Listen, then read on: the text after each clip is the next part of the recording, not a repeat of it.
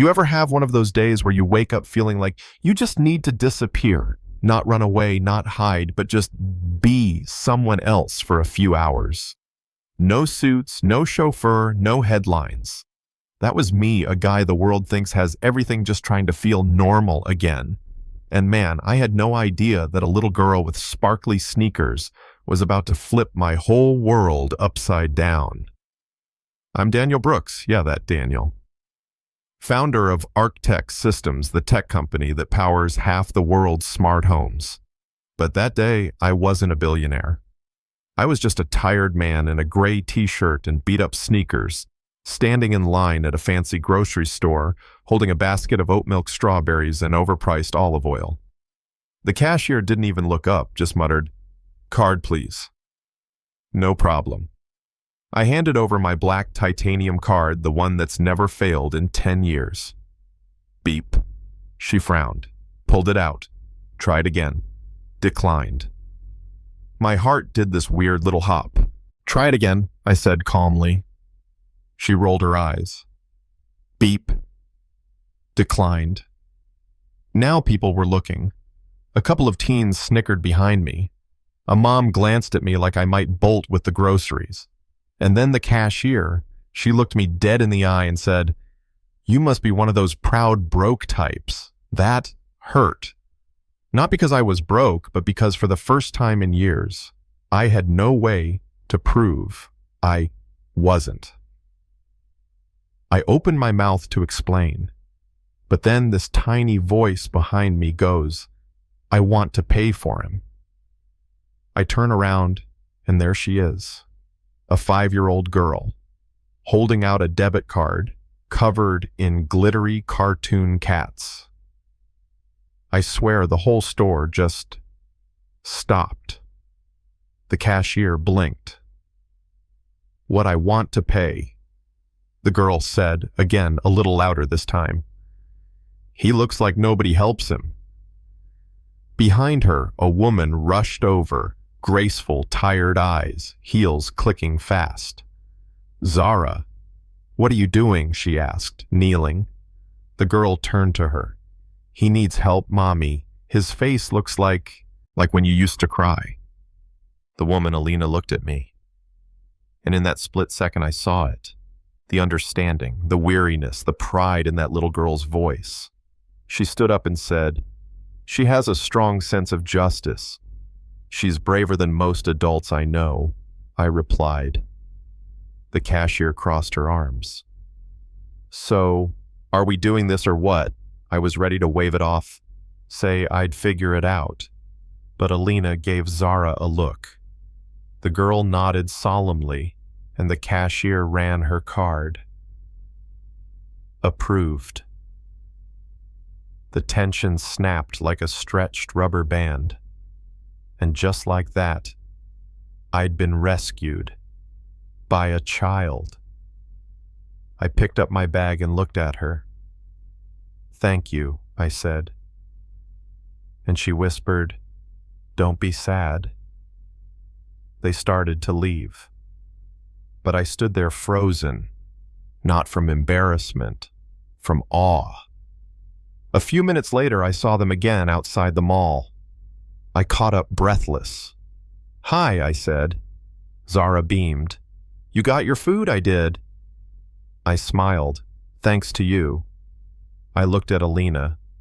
I just didn't want to let that moment pass without saying thank you. Not for the groceries, for the grace. She gave a small nod.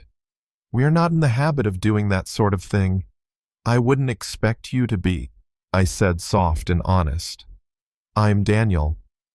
"Alina," she replied, then gestured to the girl. "And you've met Zara." Zara waved again. "We're getting ice cream." I hesitated, then asked, "Would it be all right if I joined you?" Alina paused, then said, "Only if you let her pick your flavor." "I accept the risk." I laughed. Over mango cones and pistachio scoops, I listened as Zara described Cloud's foxes and why mango was the greatest invention of all time. Alina watched quietly, her calm presence like an anchor. I asked gently, "You said earlier she's been through a lot." She nodded. "We left her father a year ago. Smart man, rich, cold, controlling. I didn't want her growing up thinking love looked like silence." "That's not an easy decision." "No," she said, "but the right one rarely is." I didn't tell her that I understood more than she knew, that I'd left someone too, a girlfriend who played games with trust and apparently with credit cards. Later that night I found the footage, her swapping my real card for a fake one while I was in the shower. A prank, a trap.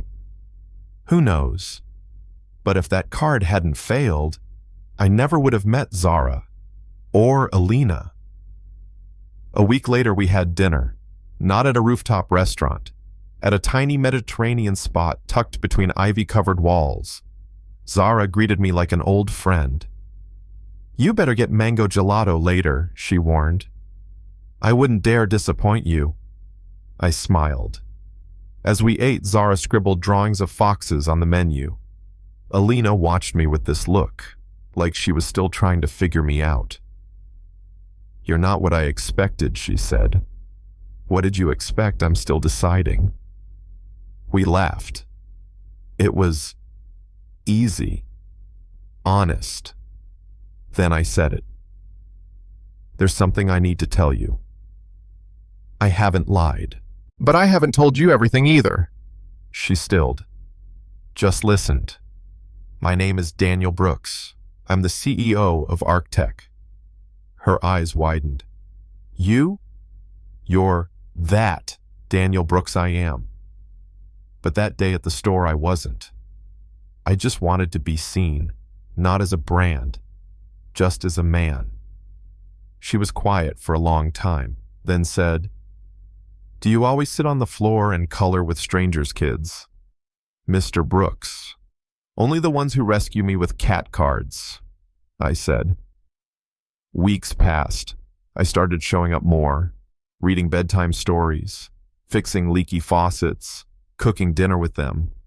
One night Alina told me, she asked if she could call you Dad. I told her, "Not yet." I didn't want to confuse her. I swallowed. "It's not too much," I said quietly. "She loves you. I love her. And I love you." She didn't flinch. She just looked at me and said it back. Later that night, Zara wandered out of bed clutching her stuffed fox. "Can we be a real family now?" she mumbled sleepily. Alina tucked her hair behind her ear. "Yes," I said. "We already are." That was the moment. Right there on a threadbare couch, no headlines, no riches, just love raw and real. And to think it all started because a little girl saw someone hurting and didn't look away. Makes you wonder, doesn't it? How many times we walk past someone who just needs a moment of kindness, but we're too busy or too proud to notice. So now I've got a question for you. Have you ever been helped by a stranger when you least expected it? Or maybe you were the one who stepped in. Drop your story in the comments. Let's talk about what really matters. Because sometimes it's not about saving someone. It's about being human enough to care. And if this story moved you, don't forget to like, share, and subscribe. We've got more to come.